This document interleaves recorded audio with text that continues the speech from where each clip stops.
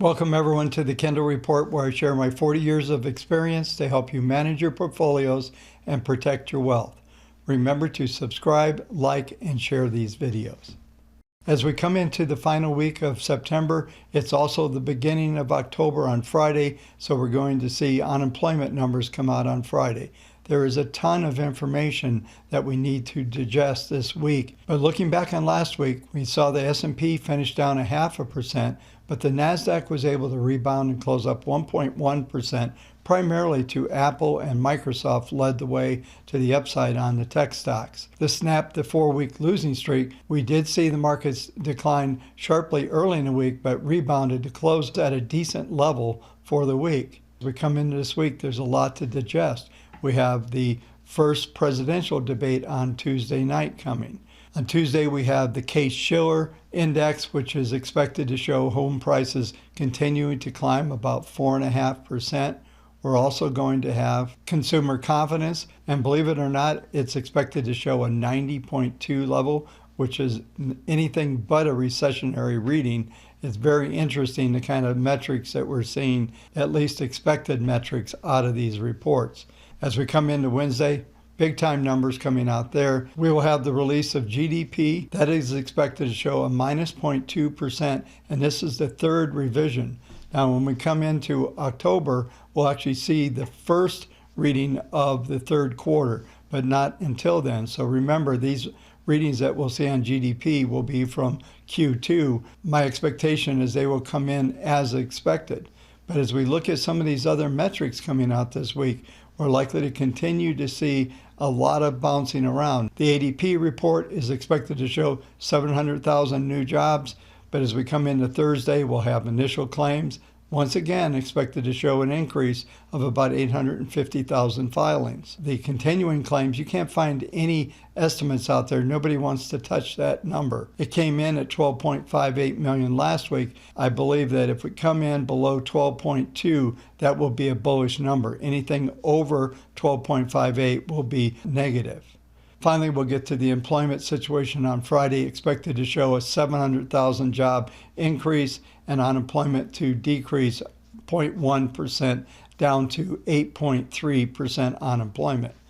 Now, whether you believe these numbers or not, these numbers will be what market participants will respond to and trade around. As we go through this week, there's going to be a lot of expectations and a lot of uncertainty that are likely to keep markets on edge for the most part. The biggest story that we looked back on last week was the US dollar. And the US dollar just surged, setting up a clear short-term uptrend, and the intermediate term is starting to break out, telling us that we will move toward the 200-day and the 200-week moving averages. I'll cover that in the technical section here in a few minutes.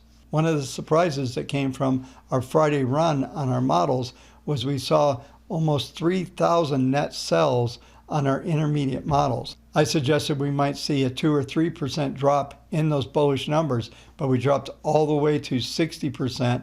I was expecting it to stay over 62. I'll go through those details as well here in a few minutes. Make no mistake about this week, there's going to be a lot to digest. There's going to be a lot of volatility, and there's going to be plenty of data points to work off of. Let's go ahead and take a look at the charts and see what they're telling us for this week. Typically, I begin with the WaveTech database. This is a different view of the WaveTech database, and you can get this by signing up a free account on portfolioexpert.com, and that's expert with no E's. And basically, this gives you the ability to look at an interactive chart and look at things sector by sector and group by group. As we review this database, you'll notice that going back to April 6th, for the most part, with the exception of 1 week, was the only time there was any negative exposure on the intermediate models. Now, the last 2 weeks, we started to see some selling. Last week was fairly small, but this week we've seen a big increase, 1,543. And I mentioned in the opening comments that we had about 3,000. That's the raw data. This represents the actual optimized models, but this is still a substantial amount of sell signals coming out. As we scroll down, you'll be able to see each one of the sectors, and you can see the red on each one of these bars was across the board. So this selling that happened was broad against all sectors. And it's interesting that as we look down below and we look at the different industry groups, the metals got a lot of selling. Aluminum, we saw chemicals diversified, got completely out, 100% selling. You'll notice that there is a lot of red across all of these groups. Now there's 102 industry groups here. And like I said, you can sign up for free and you get this with a WaveTech subscription as well. You get access to the dashboard. But all of this, what this is telling us is that there's some broad selling going on. And this was a surprise to me, as I did not expect to see broad selling across all sectors and groups.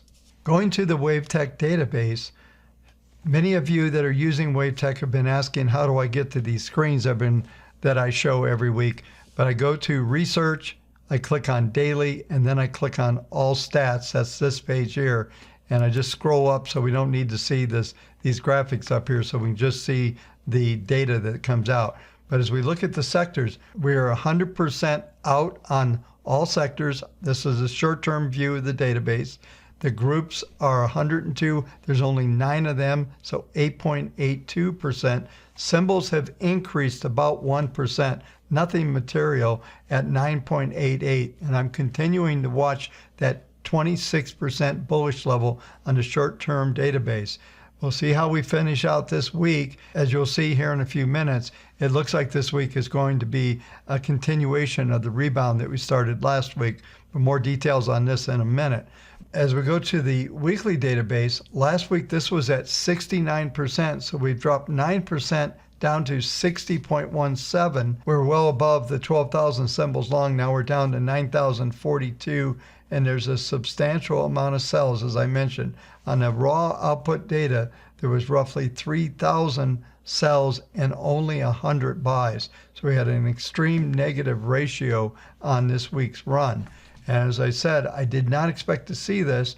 What this suggests, if we see at least another week and we drop below around 56% on the database, that we're going to see a larger consolidation before the markets will be able to go higher. It also would suggest that it's likely we could see, after a short-term correction, a deeper move down.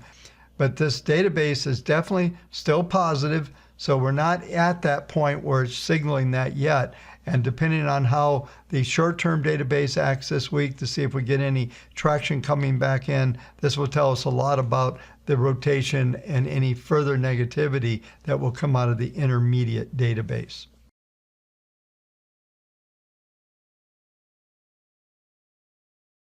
As we review the S&P futures, looking at the daily graph, I started discussing with you after around Wednesday that I expected to see a ABC formation unfold. We actually extended that downward pattern into Tuesday and Wednesday, but the bounce back shows that we're definitely starting this larger formation. So expectations are that this is a completed ABC right here. I mentioned that my expectations were we would go to the 21-week moving average. We came within 15 handles of that level. It does not have to be an exact hit to satisfy that number.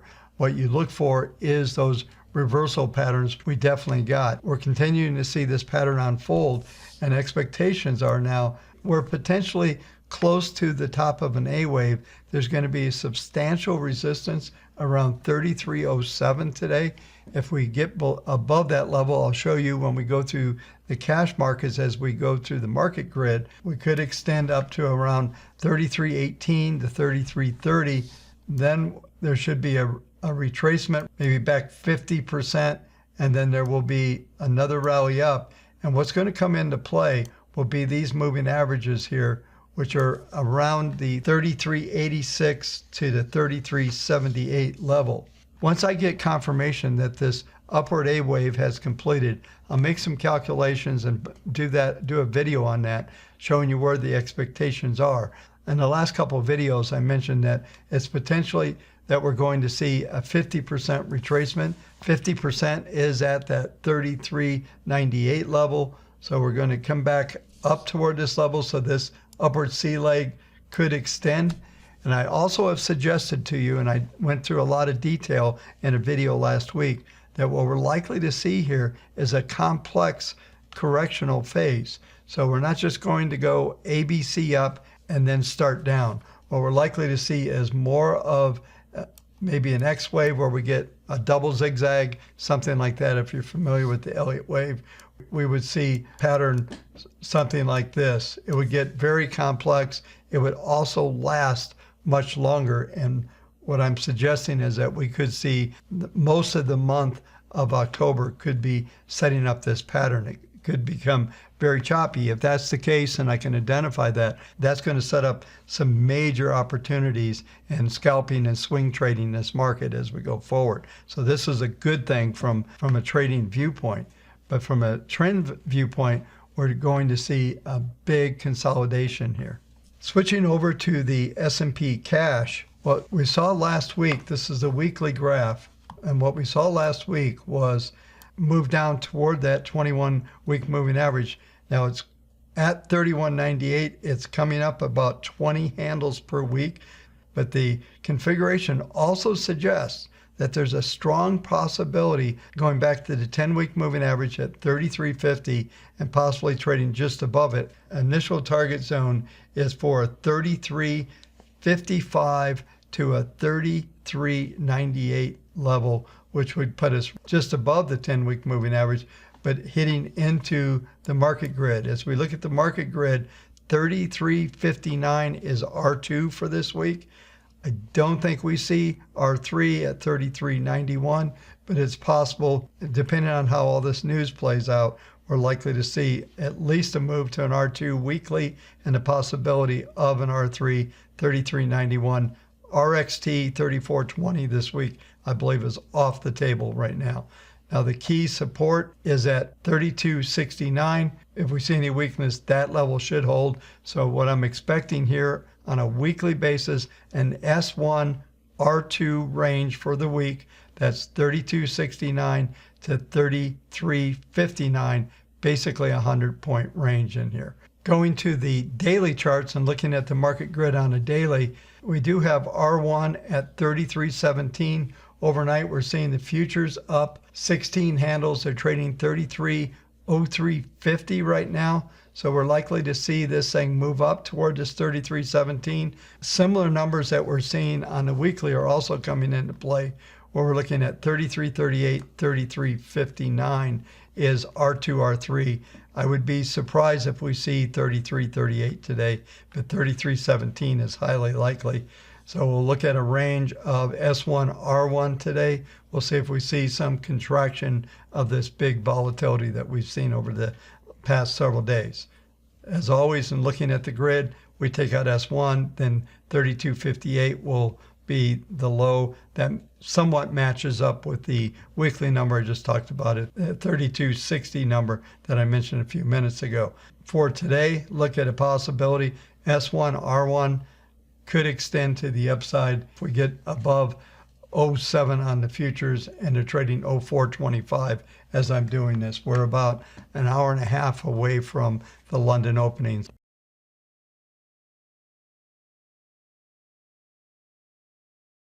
The next market I'll cover is NASDAQ. As we look at the NASDAQ futures, we are seeing the PPMs starting to give a very mixed picture, but very similar to the analysis that I just covered in the S&P. We're likely to trade up toward the 21 and 40-day moving average, which is slightly above the markets. Right now, we're trading 11,097. The upward numbers there would be 11,376, 11,350. That's going to be a substantial amount of resistance at that level. You'll also notice on the grid, 11,326 is R2. So the same as in the S&P, look for an S1, maybe R2 level today, but we will have to break above that R1 at 11,026. The 10-week moving average is much closer. It's 11,248. We're trading at 11,196. So we're coming back into that range. And this is key on a weekly chart, and I've been discussing this for probably at least 2 weeks, maybe longer, is that the configuration on the weekly chart on the NASDAQ has a much stronger profile. ppm1 at a plus 0.67, ppm2 at a 0.91, and ppm3 at a 0.64. All three of these are in trend levels. The market's going to want to get back above this 10-period moving average. As we look at the weekly market grid, 11,295 is R1. Look for an R2. So S1, R2 on weekly, the same as in the S&P 500.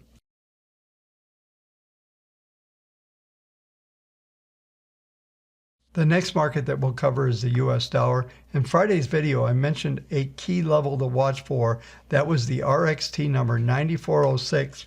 We actually close at 9461. You'll notice here where my cursor is that we closed above that RXT number. Now that suggests that we're going to get 1 to 2 weeks of sideways to down, and typically we'll move down into the negative range on the market grid, which would suggest a minimum move down to 94.31, but most likely we would come back to the 94 level, maybe 93, 98, and we'll go sideways for at least a couple of weeks. The ppm1 has skyrocketed. We could trade back to that 10-week moving average, which is currently at 93.36. It's also the same as the STX number, 93.35 in the grid. It's likely some weakness this week and over the next 2 weeks, mainly because of this RXT signal, which is a very accurate for at least 1 to 2 bars. In this case, since it's a weekly chart, that'll be 1 to 2 weeks. Looking at the daily chart here, this is interesting because there's a bit of a contrast here, as the daily ppm1 is at a plus 0.15. It is not at trend level. Anything above 0.25, and if you're just new at the channel, the ppm stand for price pressure momentum. They measure the angle of attack, or what the probabilities are for the market to hold certain levels. In the case of ppm1, it's a 10-day moving average. ppm2 would be the 21. So it's measuring the percent change, and the green and cyan lines are the first and second derivative. And what these tell us right now is that we're still seeing an acceleration, that 10-day moving average at 93.76 is somewhat vulnerable to go through that level. But looking at the market grid for today, we're likely to stay within at least a grid that would take a couple days to move down toward that 10-day moving average. And the market grid suggests right now that there's S2 is 94.37. We're trading 94.52, a low 47, and S1 was 94.49. So we printed S1. We're likely to stay within an R1, S2 range. I would expect to see this expand on the downside.